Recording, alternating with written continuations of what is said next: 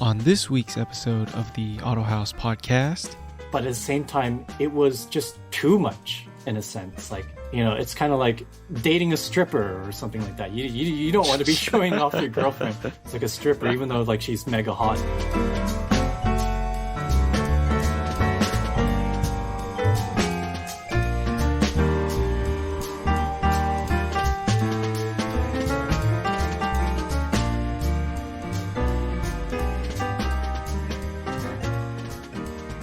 This is the Autohaus podcast. I have another member from ProgressionD here on the podcast again. Could you say your name and give yourself a short introduction? Hi, I am Hosen Tandijono, and I am the founder of ProgressionD. Wow, you're the founder. I had no idea. Yeah, it started actually many years ago, but it really hit the ground running with Eric Teddy. So tell us, what is ProgressionD? So ProgressionD originally was supposed to be just a YouTube channel where I wanted to share my experience of owning a Corolla and working on it and getting into drifting. But as it slowly grew and Eric joined the scene, I realized it's more of like a movement and a community where I wanted people to build their cars, learn about their cars, take care of their cars, you know, make them nice, build their dreams, and then to drive them. You know, I don't like the idea of people just like keeping a clean car and just like not doing anything with them. You know, I want people to enjoy them. I want them to drive them. So that's my take on ProgressionD. Progression Dream, Progression Drift, whatever you name it. Yeah. Besides the YouTube channel, is there any other like pieces of social or anything else ProgressionD does in real life? I suppose right now we're only creating content for YouTube. We've had a go at the podcasts, but it seems like, you know, with our schedules, it's very hard for all of us as members to come around to like record on a regular basis. So right now it's it's as it goes kind of thing, like for the YouTube channel. You know, whenever we have the time, whenever we feel motivated or like have something we feel worth posting, we'll post on the YouTube channel. Apart from that, I have my own Instagram account. Eric has his own Instagram account. And yeah, I guess Instagram is the only other social media that we keep up to date on, but it's nothing really on the official side. What was the reasoning behind starting ProgressionD? So the reasoning behind starting ProgressionD, I guess it happened while I was in high school, and, you know, I was yearning for a Corolla, but at the same time, I was like doing a lot of research, and I remember thinking to myself, wow, it would be cool to have a dedicated channel for 8.6s at the time, which didn't exist back then. And then at the time, I was watching a lot of Mighty Car Mods, and I was really inspired by them, and I wanted to do what they were doing. You know, I wanted to document modifying Corollas, 8.6s for YouTube specifically. And I wanted to share this information with, I guess, you know, regular people or any like a more accessible kind of way to like share this information. So talk about your first Corolla. My first Corolla. So it was a Craigslist find, and this was in, I believe, mid-2014. It was a Craigslist find. I was up in Connecticut, and I was searching far and wide, and it took me half a year to find. But it popped up, and it was in Miami. And I remember thinking, like, wait a minute. I have a high school buddy that studies now in Miami. Let me hit him up. And he was like, yo, that looks so cool. You should come over and totally buy it. I was like, yeah, I should totally do that. So in a week, I messaged the guy, and, you know, I said, like, I'm interested in buying. My friend's going to have a look at it. And before I knew it, I was on a flight to Miami just for the weekend, just to buy this car and hang out with my friend, which was a lot of fun. It was a drift car, so it was kind of ratty. It was kind of, you know, it's not as you would expect it to be today. Yeah, it had a few bumps here and there, a few dings, and it wasn't the cleanest car. but I was so like, I had like the rose tinted sunglasses, and I was just like, oh my God, I love this thing. I got to buy it. And is this the same white hatchback you have now? Is this the Indeed, it same car? is. Yes. So Oh my God. not only was it my first Corolla, it was my first car, full stop. Oh, wow. Yeah, I was 18 at the time. I had just got my license. Yeah, I had no idea what I was getting into, but I knew this is what I wanted, and I knew I had the dedication, and I did the research, and I had the knowledge, and yeah, I just hit the ground running, and from then on, I guess, yeah, the rest is history. So how did you get into Corollas? How did you know this was the car you wanted? Whew, this is actually a long story, but I love bringing it up every time. So I guess, I've always loved cars. And growing up, I had the influence of like the PlayStation 2. So, I had Need for Speed Underground, I had, Gran Turismo, all of that. So I knew about the Japanese car culture just slightly, and like, Fast and Furious and all that. And I knew I really wanted to get into drifting because that was the huge, big thing, early 2000s. Suddenly, like, drifting hit the stage, and I was like, wow, that's cool. I want to do that. And at the time, I wanted a S chassis, a 240, or I wanted an S13 or an S14. And being a young teenager, I was like, diving all over the internet, like looking at this stuff. And I didn't have an income back then. I was just like a kid, so I didn't really have much money. And when I was looking at the prices, and then like I was doing the research, I was like, oh my God, cars are expensive. So I was like, oh, SR swaps, oh, that's like $4,000, or like, oh, I had to get coilovers. Oh my God, it's so expensive. And then one day I stumble upon a YouTube video of this guy doing a 20 valve swap on his 8.6. And I was like, oh my God, I recognize that engine. That's the engine out of Initial D. Yeah, I had watched Initial D at that point, but like that wasn't the reason why I wanted to get a Corolla. But like when I found out that, hey, that motor that this made up character had and destroyed everyone had is real. And I started like researching, and that's when I found Club 4AG. This is 2009, 2010, original Club 4AG forum when the background was like black, and like all the information was there, and I was just lurking, and everyone's like, hey, search before you ask and stuff like that. And yeah, like I just fell in love. I was like, oh my God, this is cool. It's lightweight, low power, but it handles well. It can drift. It's inexpensive at the time. Oh my God, yeah. I fell into a trap. But yeah, I was like, oh, this is so cool. And then, like I knew about Tsuchiya then, and then like I got influenced by his car specifically, and I watched all the BMI, all the hot version stuff. And then what really sealed the deal for me was I had never seen an 8.6 in person up until that point. And I was here in Hong Kong having dinner at like this like restaurant that's in a lodge up in the mountains. And when I came out, I was with my parents. When I came out, we were crossing the street, and I saw this car coming towards us from a distance. And I remember thinking like, huh, that looks very familiar. All I can see is like a black silhouette, and the two square headlights, and the two yellow fog lights underneath. And it's like, that looks so familiar. Is that what I think it is? So yeah, I was like thinking like, that can't be it. So in Hong Kong, we have the Crown Comfort taxis, the same ones as like Japan does. And I was like thinking, oh, this is a taxi. So I brush it off, and I cross the street. And just as I got to the other side of the street, it passes behind me, and I just hear it downshift and blip. And the sound of a 4AG is just so distinct. I was like, oh my God, that's straight out of Initial D. And I turn around, and it was like slow motion. I remember it just like it was yesterday.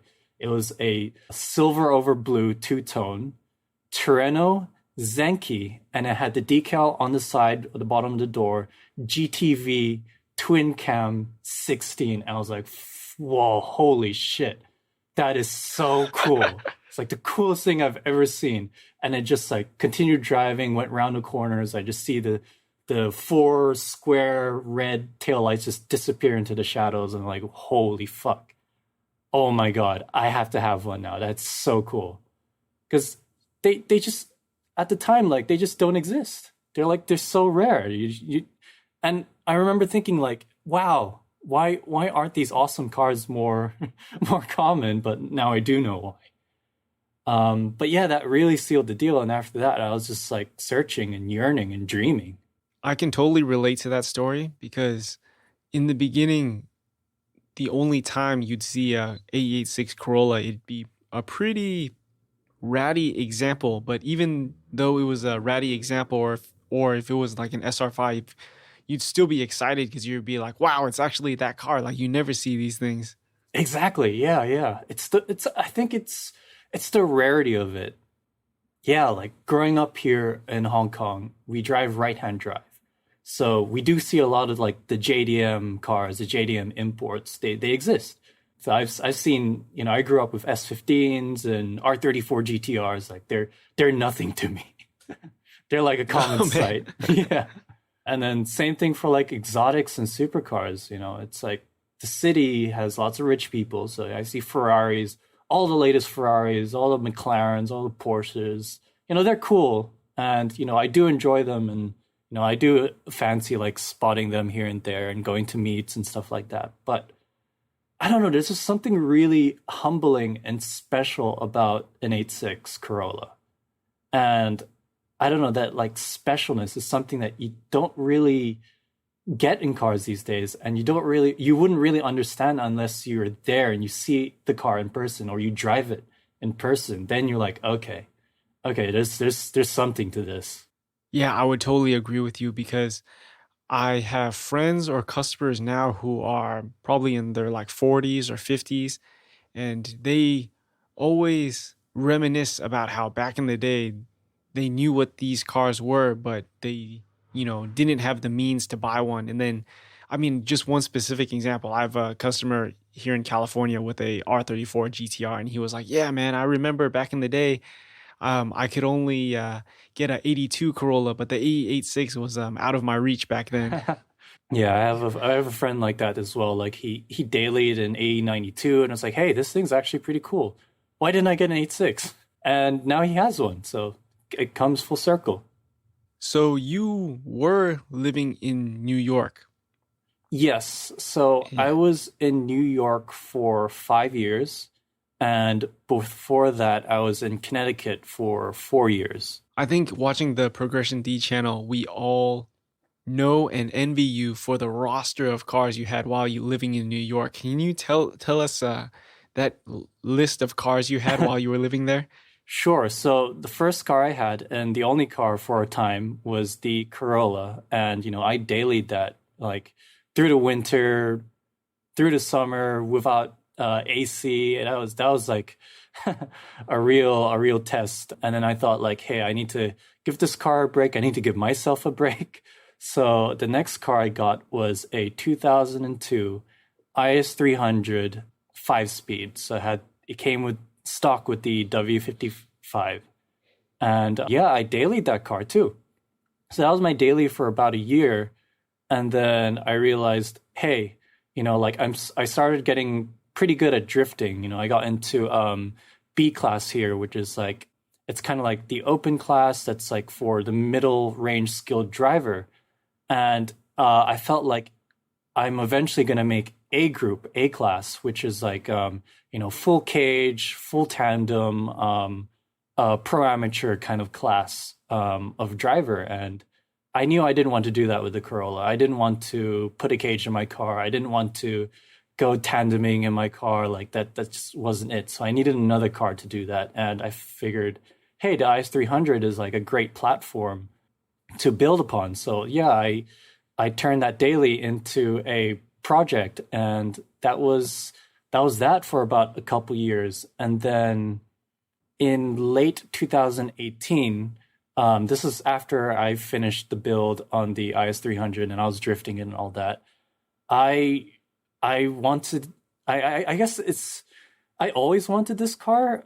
this is even back to when I was like a teenager, like in Hong Kong, just like around the same time when I saw the 86, I was on the highway with my brother. He was driving, and I just see this square box in the distance. And same thing, I'm like, is that what I think it is? Those taillights look so familiar. And as we got closer, I was like, holy shit, it is. And yeah, it turned out to be Lancia Delta Integrale Evo. And I just remember thinking like, that's so cool. You just don't see those. And I think that's just the thing with me. I like rare, boxy old cars. And so I guess, yeah, back to late 2018, I was just on Bring a Trailer, just like looking at all the cars. And this Lancia popped up, and I was like, oh my God, that's so cool. I need to have it. So yeah, I scrambled all the funds that I could and just like was just bidding away. And then it got to a point where I'm like, oh, okay, this is over what I have. I can't bid anymore. But this guy was like bidding against me, and he's always like throwing a grand above like my bids, and like, oh, I can't lose to this guy. And then I was like, I remember thinking like, I'm gonna cap it off at this price. But yeah, so I just like was bidding up to it, and eventually I didn't even reach that price. But he stopped bidding. I was like, what? He stopped? Wait, what? Am I gonna win this car? And then yeah, the timer clicked down to 0, and I was like, holy shit! I just bought a Lancia Delta. So yeah, that's that was my latest and greatest purchase. And yeah, I had it for about a year. Well, I got to like drive it around for a year, and it's still in my possession till now. Tell us that experience driving a full-blown rally pedigree car on the street. Oh man, because you know what they say, don't meet your heroes and stuff like that. But so far, I've met two of my heroes, and I love them to death. So I don't know where that saying came about, but yeah, dude, I love this car. It's amazing. So like it's very clearly a 90s car, but with 80s design. I can tell that. I don't know. It's just like something about it. It's so smooth and buttery is what I like to say. It's so easy to drive and so like so intuitive. It just feels so right. As like Walter Roll has said before with his Lancia 037, it's like a shoe. It just fits. And yeah, like I thought it'd be like a really hardcore, like kind of like brutal machine, but no, it's not. It's like a very civilized, very like I guess like a very composed car. You know, it knows that it will do this. You know it will do this. You don't have to force it. You just kind of like suggest it and it will do it kind of thing. You know, light steering, light pedals, light shifting, the way the car like leans into a corner, the way the suspension handles. It's just like it's kind of like it's it's like holding a champagne glass kind of thing. You know, like it just knows what it's doing. It I don't know, man. Like Japanese cars and Italian cars, like they're so different, but like they're so like emotional in a sense. So I don't know. It's really cool. It's an insane experience, and I love it. It's so quirky. It's great. Or I guess more exact, Japanese cars, certain Japanese cars of the era. Hmm. Yeah, because I think still like to this day, Italian cars do have like a charm and a quirk. But Yeah. I think like you said, like because a lot of modern cars are, boring appliances, Hmm. they don't have that, charm that they did, especially in the golden Right. era. Right. Exactly. Yeah, that charm.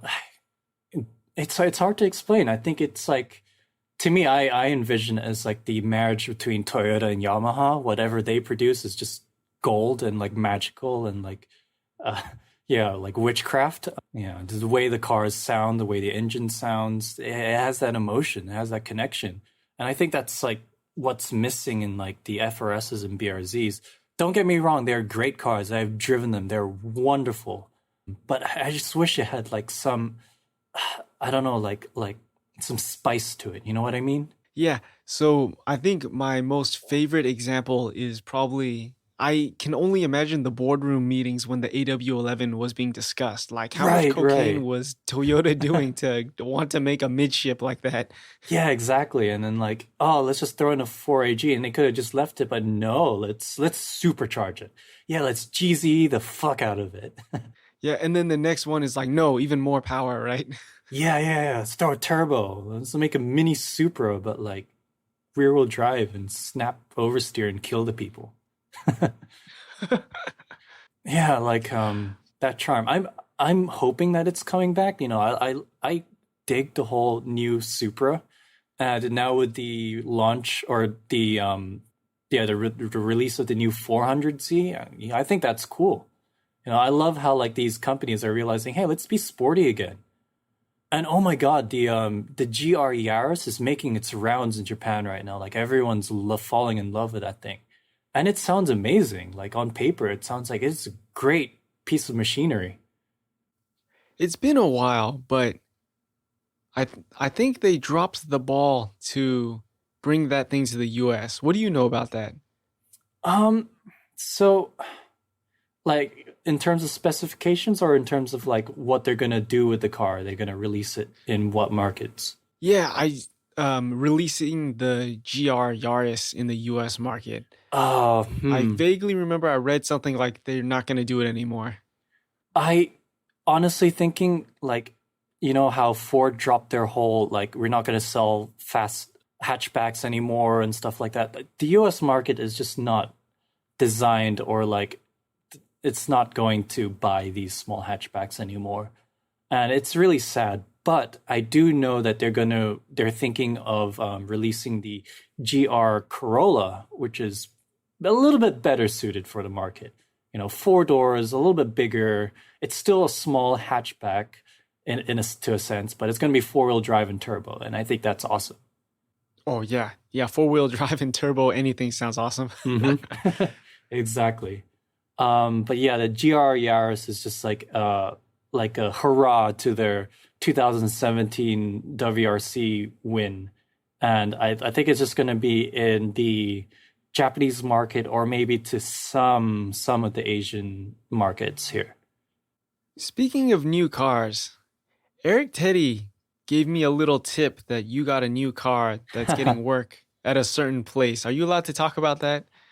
Yes, I am allowed to talk about that. So, oh God, like how did it's you see, it's like I still sometimes don't believe it that I even forgot to bring it up to like the cars I own.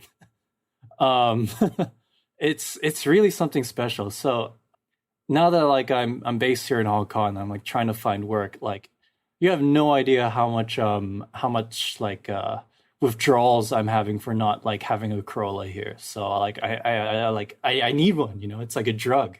And it's been so long since I've driven a Corolla. It's like I can't even believe it myself. So like yeah, I was like I need to go get one. And it just so happened that like right before the whole COVID-19 thing started to spiral out of control, like I had planned a trip to Japan. And I was there with my girlfriend and yeah, it was great, but like I had an incentive and that was to try and find a Corolla.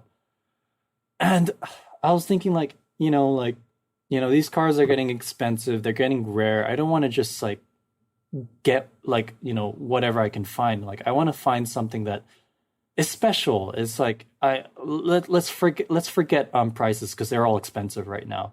Let's just figure out what I want and what I could like hang on to for years to come and be proud of. And to me, this is like the dream 86, the holy grail, and that was the Black Limited. And I was like, yeah, I'm not gonna find one. And then I just, I'm going from like dealerships to dealerships. I go like Carline 86. I go like all this stuff, and I came across Tube Garage, and they had one. And I remember just sending them an email, and because they didn't list the price, and they sent it back to me. I was like, oh, okay, it's expensive, but like, hey, it doesn't cost as much as the Integrale. I think I can stomach this. So yeah, during the trip, I was driving down to Osaka, and on the way, I stopped in Nagoya to check it out in Tube Garage, and there was a completely stock uh, Koki Black Limited Torino, and I was like, whoa, this is probably like the cleanest 8.6 I've ever seen. And I've seen a ton of 8.6s. Clean, dirty, ratty, but like this was like spotless, immaculate. And I was like looking over it, had an undercoating done, and I was like, this is great. Like I'm sold. Like I need this. And like yeah, like he was like, okay, come into my office, which was outside, and like, let's do the paperwork. And I'm like, am I really doing this? And yeah, I just signed my life away, and there we go. I bought a Black Limited, and yeah, it still hasn't sunken in. And you know how in Japan, like when they sign things officially, they have like their stamp, like they have like a family stamp that they have, and they put in red ink and stamp on the paperwork. I didn't have that. I'm not Japanese, so I was like, oh, what do I do here? And it was like, oh, just use a fingerprint. It's like, oh, okay. So I signed my thumb, and I was like, cool. This is me. This Wait, is my thumb. no, I actually had no idea that they still do the family stamp. What else in Japan do you need a family stamp for when you I guess it's like do? official documentation, like when you buy a house or like when you register to vote or something. I don't know. But yeah, What it's if you, like all what part if of you forget your business. stamp? Like I imagine as a guy, like, oh, if you're a woman, you have a purse, but if you're a guy, like, oh, well, I guess I forgot my stamp. What do you do? Well, Say, or I forgot. apparently, they all are meant to have their stamps. All the guys you see in suits will have their stamps. I can't believe it. Oh Yeah, my me God. neither. Like it's just more quirks and stuff you learn about Japan. Um, but yeah, I bought the car and I didn't even drive it. That's how insane it was. Like, I just looked over it, I started it, I made sure it revved all right, and it was good to go. And I was on this trip and I was heading down to Osaka, so I was like, okay, I'll pay you the money in like a week, bye. And yeah, that's the last I saw the car for the past what Oh, was it, 7 months. But yeah, like I had a friend who was an importer, and like I arranged with him, and we got like transportation and like shipping like arranged. So yeah, like knowing me, like I love modifying things. I can't just have like one thing that someone else can buy, right?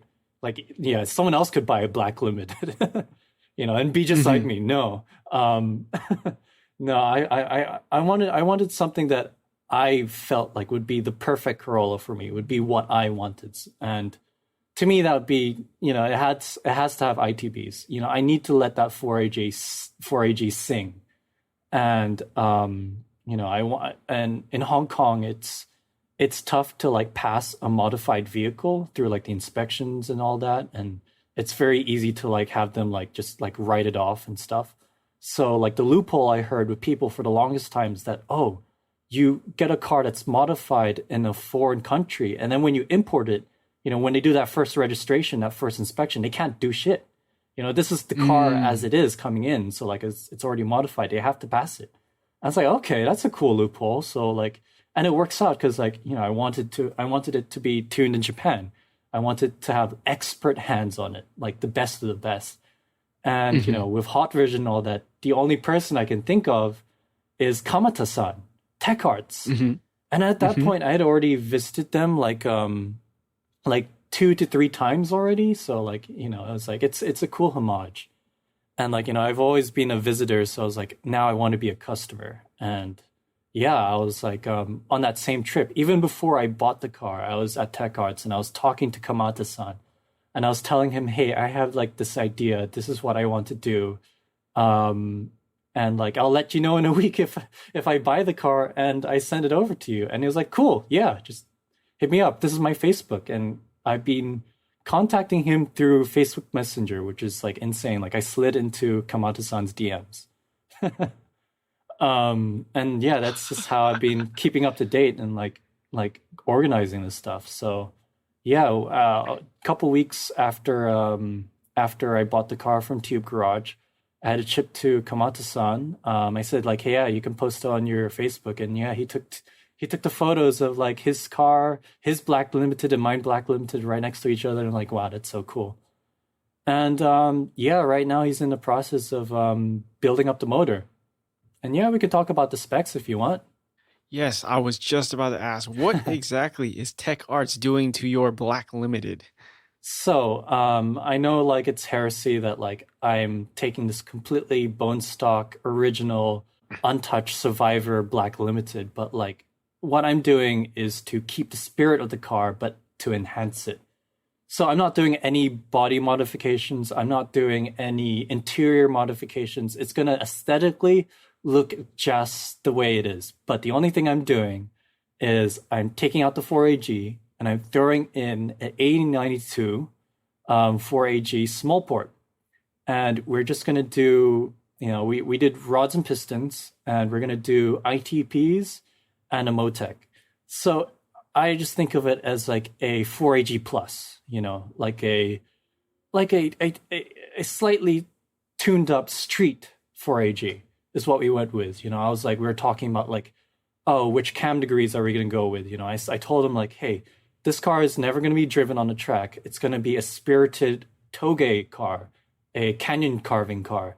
And he was like, okay, yeah, you should just keep it 264. I was like, really, not 270 or 272? And he was like, yeah, for sure.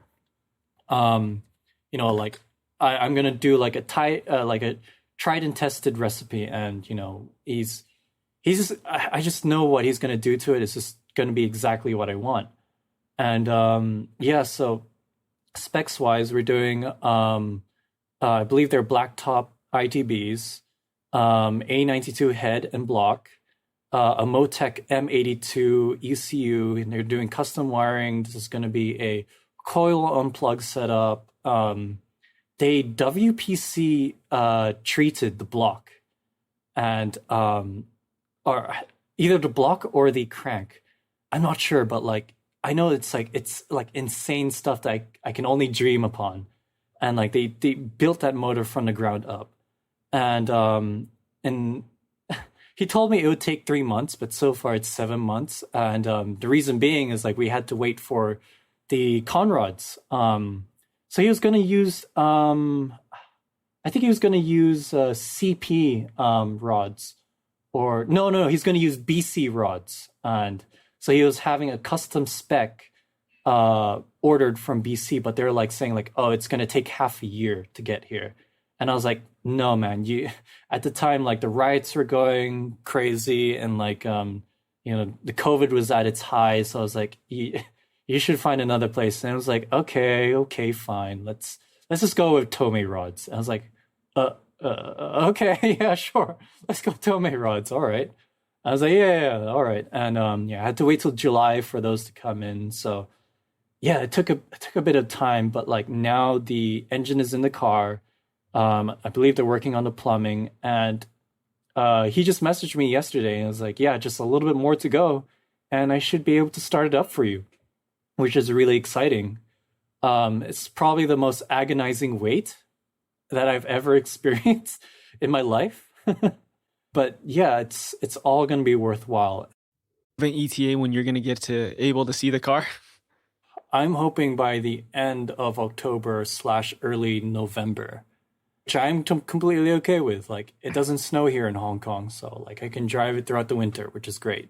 But yeah, like apart from the motor, like I had driven Dan's old car, which is now Eric's new coupe, and oh man, I have to tell you, like I love the 4.7 rear, and I told Kamada-san like, hey, I want to do a 4.7 rear because yeah, sure, it's a street car, but I'm not going to do any highway driving. It's all going to be canyon carving, toge driving, and stuff like that. And I love the way how the shifter, how the gearing was like closened up with like the rear end, with like the shorter rear end. And I was like, yeah, that's definitely one thing I want to do. So like while he's doing that, he's going to throw in a two-way as well. That's really about it. It's just all these things around the motor. So like he's going to do electric fans and uprated radiators. So just like things to support the motor and, exhaust and all that. And just the rear end. And that's about it. So it's just all drivetrain that I want him to work on. I feel confident enough with like my experience of like parts for the Corolla. Like I know what handling mods I want to do. I know what I've tried, what works best, what's most efficient, what's the best bang for the buck in terms of like biggest handling changes per price. So like I feel like I can like build the rest myself. Um and yeah, like once that's done, it's gonna come over here and I'm gonna keep working on the car. I know you also had a few questions for me, Yeah. specifically that Impulse 6-speed swap. Have you been to Impulse in Japan yet? Actually, you know what? I haven't. It's kind of a big surprise, but yeah, I definitely do want to go eventually one day. But yeah, that transmission has always intrigued me because I've driven an FRS and I like the way it shifts and I like the way the power is delivered. But I always wonder what it would be like, sending power through a 4AG and specifically into a Corolla chassis. And yeah, like I just wondered like how is it to you like on the street or on the track? So pretty interesting. The Impulse transmission is actually in Grant's car. So Yeah. I know I get this question a lot is like, how do you feel about the transmission? How's it drive? But I've actually have very little seat time in that car because it's Grant's car. Right, So right. for me, I've only driven it only a handful of times around the block just to make sure that the car's okay and like the transmission works. But Grant's the one with like real street seat time, and then he ran a full 5 sessions at Laguna Seca just this past month. So Oh, nice. I mean, he's absolutely happy with it. That like the ratios fit very well for the 4AG, or his is Hmm. 7AG, and then it definitely shifts like a modern transmission. That's cool. That's cool. And I mean, we I got to get him on the podcast to talk about his experiences, but he's definitely thrilled with it. Like it's probably the trans that belongs in that car behind, Oh, how really? Huh. like how extensive that engine is, the amount of work and the state of tune that engine he has. Wow, okay, okay. I guess like I guess what I can ask you on your end is like installing it because I know it's just like a brand new kit that just came out and it still has to be tried and tested really. But how do you feel like quality wise or like as a component or as a swap? Do you think like it's going to catch on? Like once it becomes a little bit more affordable, is it going to be more like an easy swap to do? Yeah, what's your opinion on like the pieces from Impulse, I'd say? So the quality is there. Hmm. The quality is what I would expect. Like every single Japanese part I've bought, it's like, wow, this is expensive. I Hmm. don't know. And then you actually hold it in your hands and I'm like, okay, I'm glad I did this. Okay. As far as it like catching on or gaining popularity, I've talked to JSP John a little bit about this, Oh about, yeah. what are the future transmission options? What does that look like for our chassis and specifically adapting to the 4AG? Hmm. And I think the biggest thing is that because this kit, you have to disassemble the trans, that already is not feasible for, I would say, 99% of people, where it's Yeah, like, yeah. I don't feel comfortable opening up a transmission to install this kit. And I think that's really unfortunate because it is like a great kit. And I have a lot of like good things to say about that transmission into a Corolla. Okay. Yeah, I can totally imagine that when I did the R154 swap into my ICE 300, I had to like take the shifter part apart to get it lengthened. I had to change the bell housing and all that. So yeah, that's about like the extent of what I want to do to a transmission. I am still not comfortable enough with like taking it apart and stuff. So yeah, like I see. That's probably one of the biggest downfall to what I assume is like an amazing transmission option. And it just goes to show that like it's unfortunate that we're really like stuck for choices. I know there's quite a few out there, but like Yeah, like another thing like I also like was trying to speculate but couldn't find any information is if anyone has tried like adapting a S13 or S14 transmission to a 4AG and whether that would work in an 8.6. Interesting you mentioned that because I just did a rebuild on a S14 transmission, which is pretty much the same thing. Yeah. And those are getting to be like a T50 now, where it's like at one point they were so plentiful, no one bothered to learn or, buy parts to rebuild them just because it was the more affordable option Right, just to right. buy a good used one, just like a T50. But I now in see. 2020, yeah, now in 2020, majority of those parts, just like a T50, are all discontinued. Or, just to give you an idea, like there's three bearings in that trans for sure, at least, that I had to import from the UAE because they've been like long discontinued. Wow. Okay. Yeah, that you bring up another good point that like, we need to start looking at more modern transmissions for as an option rather than older ones because they're all going to face the same fate of like being expensive, being hard to find, and yeah, being kind of out of reach in a sense.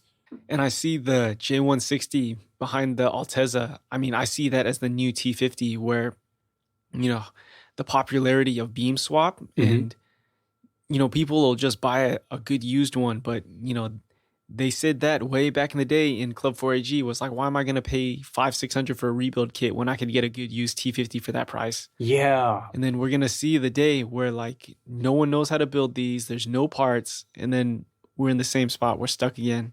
Yeah, like the beam swap's so popular right now and everyone's like doing it, but like our really close friend Eric and I, our friend Nick, his Instagram handle is Bay86. Yeah, he is a beam swap 86 and I remember he was having some transmission issues where I think it was like the seals were like constantly leaking. And it was only then he found out like, hey, finding parts for these beams transmissions, these J160s is actually pretty tricky and these supplies are slowly starting to dry out and like go up in prices. And like it was just kind of like an eye opener like oh like it was just easier it's easier for him to get a new transmission. And I think that's what he did. And sooner or later that's not going to be an option anymore or like a feasible or like a realistic option anymore. Yeah, exactly. Because, just like T50s, there's only a finite amount of J160s out there and it's going to Exactly. dry up pretty fast. Yeah. But yeah, in the end, he found out his issue was the pinion angle, which I am glad you graced us with your video and like informed a lot of us. Yeah, he was having like his diff was leaking, his transmission was leaking, and it's all because of those yokes that were like at a wrong angle and were like messing up the seals. Hmm. Yeah. Transmissions, man, like it's like I always like dream about the next Corolla, like everyone does, and like what I would do, like oh I want crazy power, or I want to have turbo this, or I want to like do a big swap. But then like you have to, come down to realistic like thoughts as well, like oh what rear end is going to take this power, and then the next thing is what transmission is going to handle this power or this abuse. Um, and I myself have blown up a completely stock T50 as well, and that sucked. One and second was I was really lucky to find the one that I bought, which was this guy who was like this low key Corolla guru out in Brooklyn. Just had two T50s sitting around with TRD gear sets in them. And I was like, oh my god, can I buy one off you? I was like, yeah, sure. I was like, fuck, okay. So that's been holding up great. I guess like not only is it like a closer ratio or different like gear set, but like they're beefed up as well. They're like stronger. So they've been taking up the abuse so far. And I can't imagine what I'm gonna do once if it gives out. Like, yeah, if that transmission goes, I'm kind of stumped. Like am I gonna do a FRS transmission swap? Am I gonna do W58? I don't know. Like I'm happy with the way the T50 ratios are or the 5-speed, but like specifically because of the second gearing, it's like it just worked out for me for drifting. And I don't know if going like more gears and shorter ratios is the way to go for like my transmission option, specifically for drifting. But yeah, it's just like it's tough in terms of like transmission options for us. I think even worse is rear end options because depending where you are in the country. So Mm. my podcast with DMAC from Ireland, he was like, "Yeah, we didn't get any Ford, stuff over Yeah, here." yeah, So they have to make do with make doing an IRS conversion. yeah. Where over here, it's still like a compromise because a Ford 8.8 is a big, heavy rear end, which you know is all. It's like if you're drifting, that might be like your only affordable option, but still requires a lot of precise fabrication. Exactly. I like to think of it as if you have a SR5 and you're trying to go drifting, you're kind of setting yourself up for failure in a sense. Because like you either try to find a GTS rear end, which is impossible, and it's still prone to like breaking, or you go Ford 8.8, which is, as you said, like it needs a lot of work and it's going to be heavy. So you're going to need a lot of power to counter that weight, which is like a little bit counterintuitive, but at the same time, like you're just going to have to like, you know, deal with the options that you have. I recommend with the GTSs, keep the rear end and just go with the rear axles. But dealing with Weir himself is is another story for another time. But that so far has been really good to me. It's been indestructible, and I haven't even noticed a difference between the feel between the stock axles versus the Weir axles. They just take up the abuse and just seems like a stock GTS rear. But yeah, Ford 8.8 is if you do a 1UZ swap or a beam swap or anything over 200 horsepower is what I recommend for that kind of rear end swap.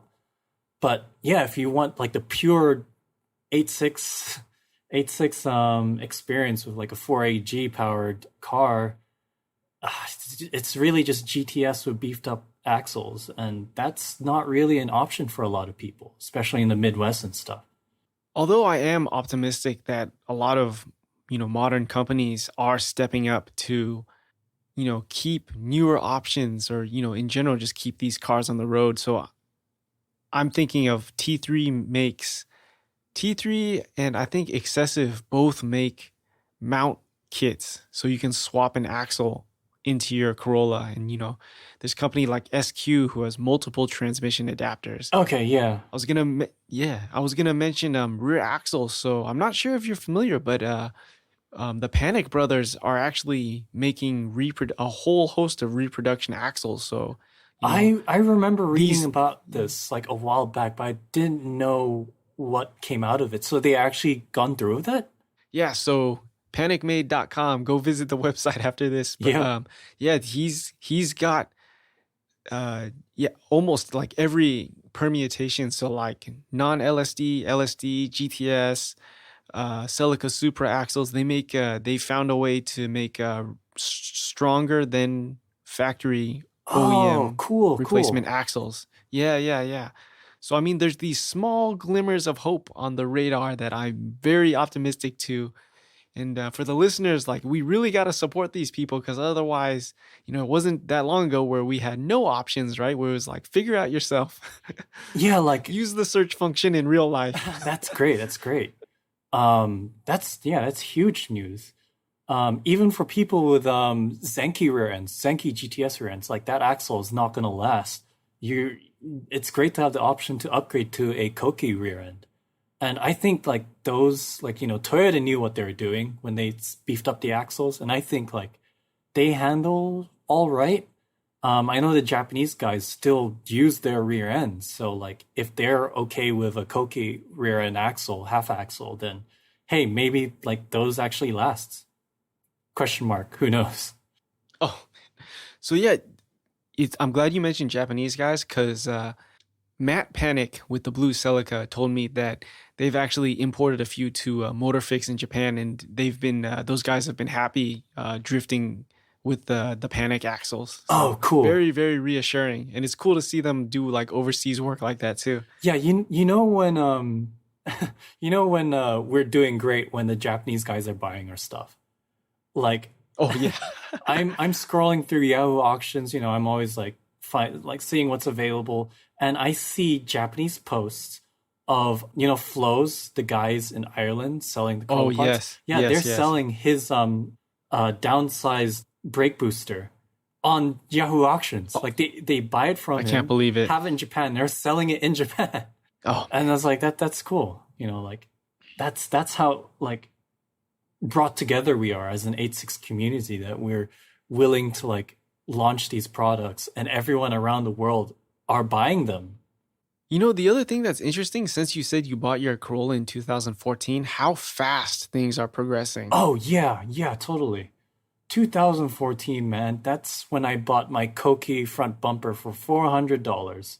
It was literally the last batch from EP importers of brand new old stock uh Koki front bumpers.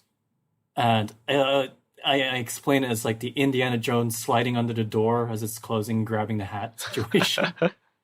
And man, like, yeah, now they're just like so expensive. And 2014, how things have progressed. Yeah, it's just gotten so much more expensive to own a Corolla, which is kind of sad in a sense. But like, hey, that's you got to pay to play this game now, I guess. The other thing I'm thinking of is like a heavy trend towards restoration. And Yes. I think a big thing with that I've seen is like Flows offers a full nut and bolt kit and plastic fastener kit, and that's like total restoration Yeah, stuff. no, I even bought that just because like this will be handy to have in the car for emergencies. Yeah, it's great like how much support we're getting for these cars. Like it's growing. Used parts are getting expensive, but new stuff is like appearing on the market, which is good to hear. And now we're getting reproduction stuff like the new quarter panels, new fenders, new hoods and stuff like that. Yeah, from like these Japanese companies, and it's just I'm so glad to hear that like it's not Toyota that's like helping us keep these cars going, but the community itself is growing upon itself to produce these products to support each other. And I love that. It's beautiful. Yeah, you made a good point about manufacturer support because other manufacturers, so specifically Nissan, has always had like a heritage program. And you're right. You're absolutely right. It's really great to see that because we don't have this manufacturer support, all these guys are privateers, have, took it upon themselves to step up and create these products themselves. Yeah, it's really ironic how Toyota the past 10 years has launched the FRS, the GT86, but at the same time like they acknowledge the existence and the spirituality and like the value of the 8.6s, but at the same time they don't support us at all. It's just kind of ironic and funny in the sense. I guess they just want us to buy their cars. And then on that point too, I'm curious like how well Toyota really knows their classic market because if you watch the YouTube video of when I did the podcast with Takayano, he was like, "Yeah, Toyota has a restoration program now. I don't really know about doing the A70 Supra, but Yeah, that's big question marks going on. Like, I guess like really everything sporty is like the brainchild of Akio Toyota, and like it I think like he has a assumption of what we want, but I think like he's just building what he wants. oh, I don't know. That's just my impression. Like how like he just wanted the new Supra to be like a supercar, and therefore it doesn't come in stick. But like super buyers want the car in stick. I think like if they release the car in stick, like the GR Supra, if that comes manual, oh my god, like I'm my next paycheck is gonna probably go towards that. But at the same time, like it's really unfortunate that they're not doing that right now. It's cool that they released the whole GR Yaris and stuff like that, but is that really what the enthusiasts wants? Like we love our Starlets and our Corollas and our MR2s and all that and Celicas and stuff, and yet they're focusing on I guess like on the new stuff. Yeah, it's just a big question mark from Toyota, and I do have huge expectations from them. I just hope that they live up to it, I guess. Yeah, knowing consumer demand or what the consumer really wants is especially important. Hmm. And I had this conversation. I actually did a dyno day last Saturday, and I had a conversation with someone there about because that shop also works on A90 Supras, Cool. and we talked about how now with the second run of the new A90 Supra that they offer it in the four cylinder just like the rest of the world already was. And we kind of talked about, if you think about the Nissan Skyline, how they came in, a GTR, GTST, GTT, so that there was a lineup of, even if you wanted, the bare bones rear drive NA model that you could afford as an enthusiast, you could do that. So Yeah, that's a good point that you bring up, and I believe that that car will sell too. yeah. Yeah, more Or you options know is a what? good thing. American cars do this perfectly because you can get a six-cylinder base model Challenger and you still have a Challenger, right? Yeah, yeah. I'm just thinking like if we had an enthusiast trim Supra, instead of, let's make the top trim like magazine cover girl car, right?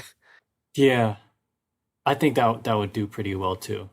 So besides talking about new cars, I know one of your other questions was, have you considered getting into drifting? And I've been very envious of you in that IS 300.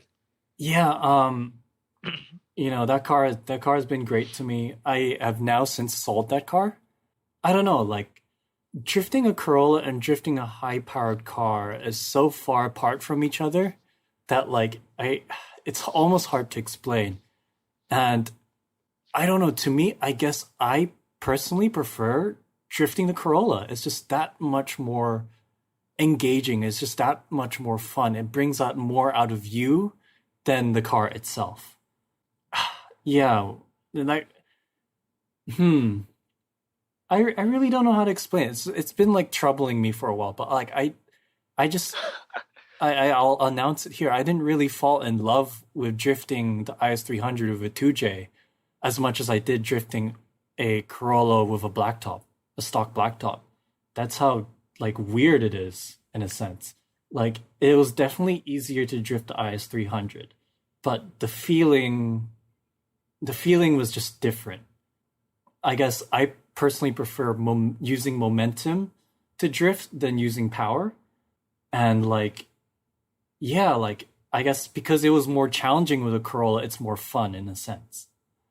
I think that's a good way to put it.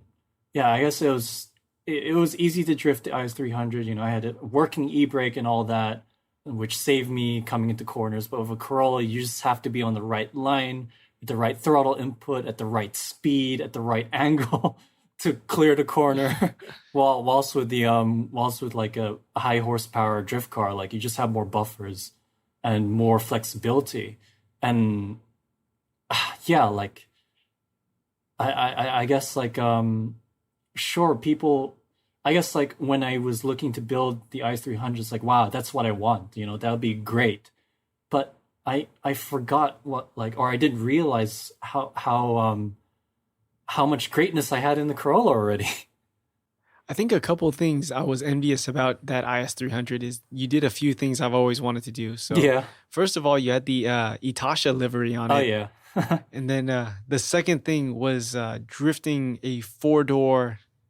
I guess drifting a four door in general, just like all the drift videos I've seen from Japan where Oh yeah. you get some like quirky four door like an ER 34 or like they were doing GS 300s way before we were, or Nissan President drift cars. Yeah, yeah. No, like the four-door life, man.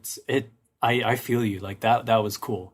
I loved it. It's like you can actually have a bucket seat and still use the rear seats. But at the same time, like I gutted the rear seats and had the whole thing caged. But still, like, yeah, like there's something about a four-door drift car. Like I think it's the driver positioning.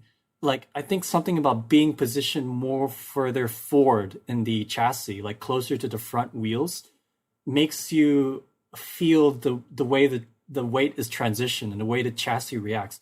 It gives you like a sort of like feedback that's more, I guess, forgiving for drifting. Like the way the tail comes out, like it's kind of like delayed or exaggerated rather than you sitting towards the back wheels. Like if that rear comes out, think of it as like riding a pendulum, like that boat kind of ride at like theme parks, the one that swings back and forth.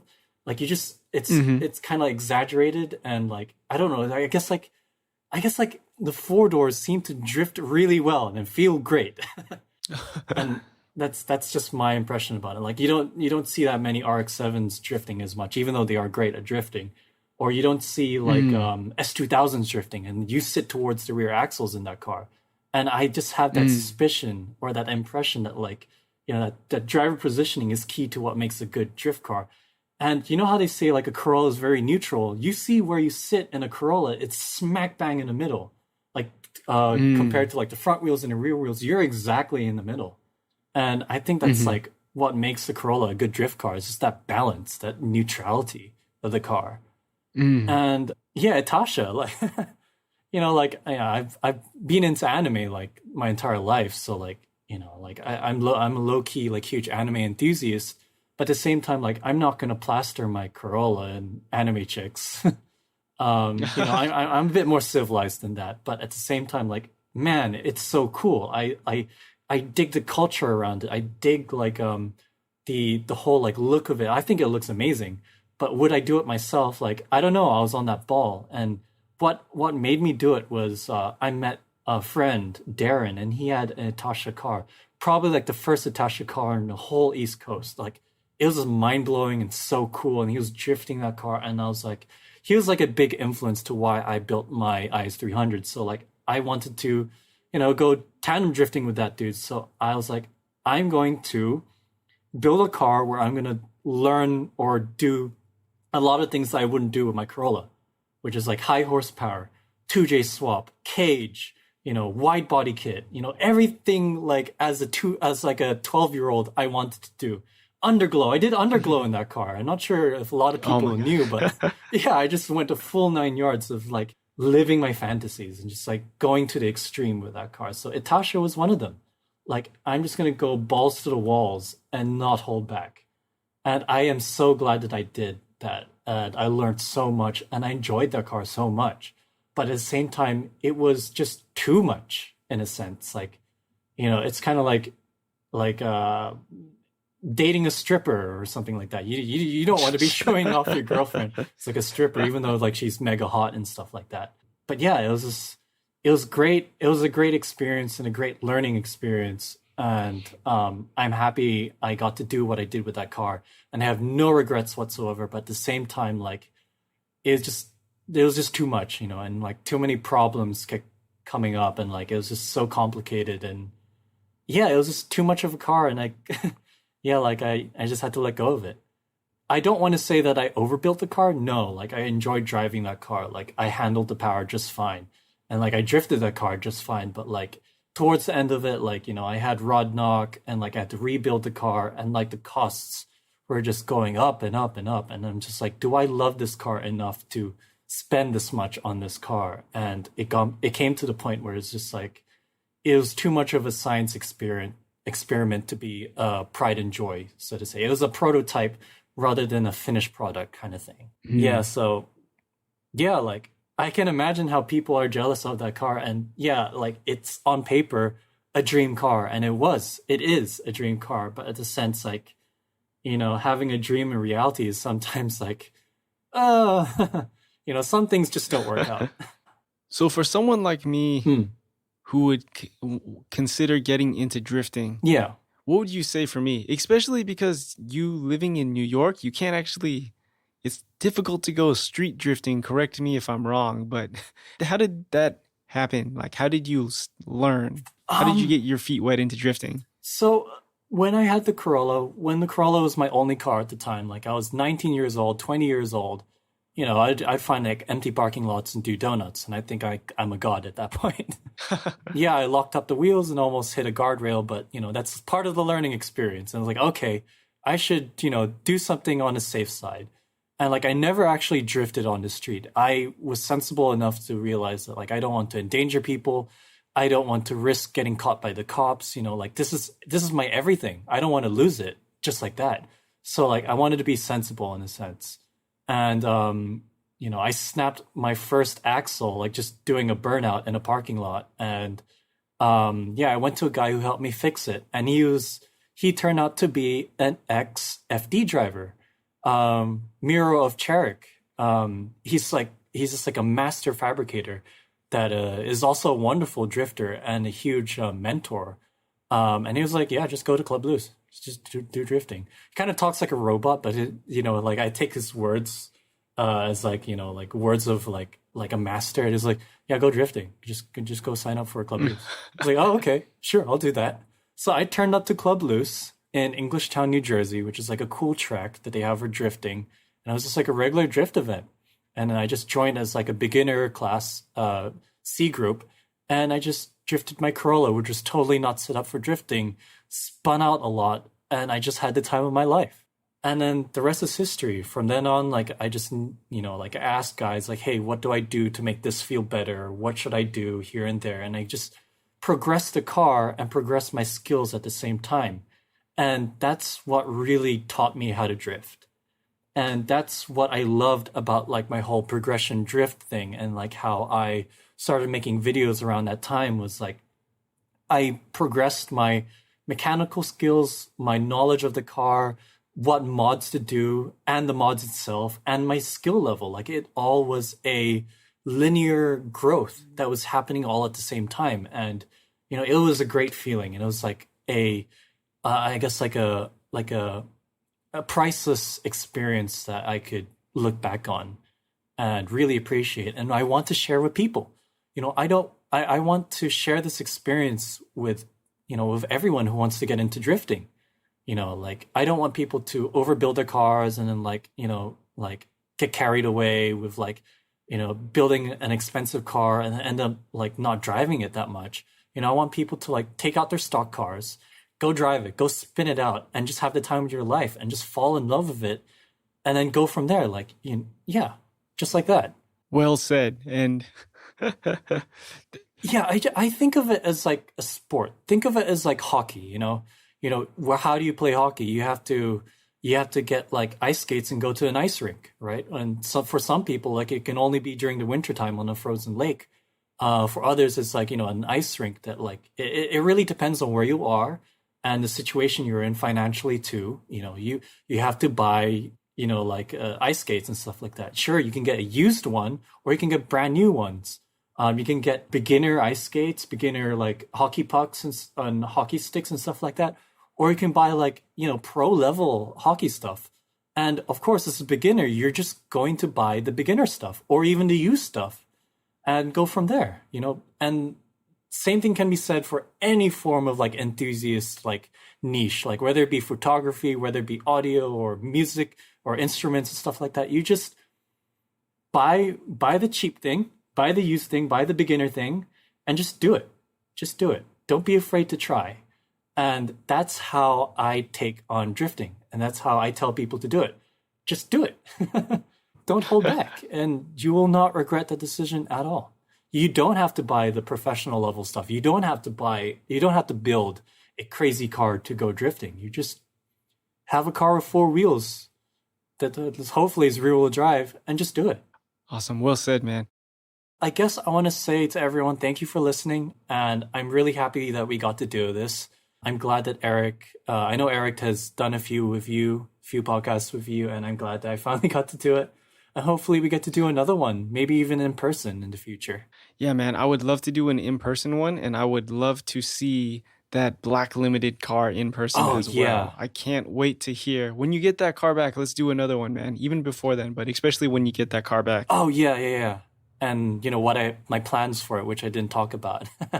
But yeah, thank you so much. Yeah, of course. Can we expect any new content from ProgressionD anytime soon? Of course, certainly. The second that car is in my presence again, once it lands, expect dozens of videos to come out. I'm going to do review videos. I'm going to do installation videos. I'm going to do driving videos. Just expect the whole 9 yards. I've also stepped up my I guess production level and stuff like that. So new cameras, new gear. It's gonna be fantastic. Great content is to come. Awesome, man. And if we want to find you, if we want to find ProgressionD, where can we find you? Yeah, you can find our ProgressionD channel on YouTube as ProgressionD, and you can find me on Instagram as ProgressionDrift at ProgressionDrift. And we have a Facebook page that we don't really keep tabs on, but yeah, YouTube and Instagram is how you reach out to me. Awesome, man. Cool. Well, Hosen, I want to thank you so much again for your time. And then, yeah, we'll have to do another podcast soon, but especially when you get that car back. Yeah, for sure. Thank you.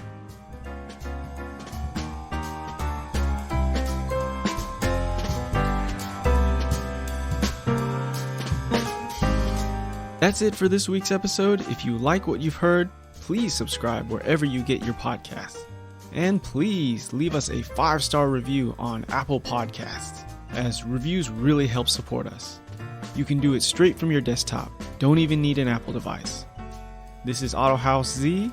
Thanks for all the support, you guys.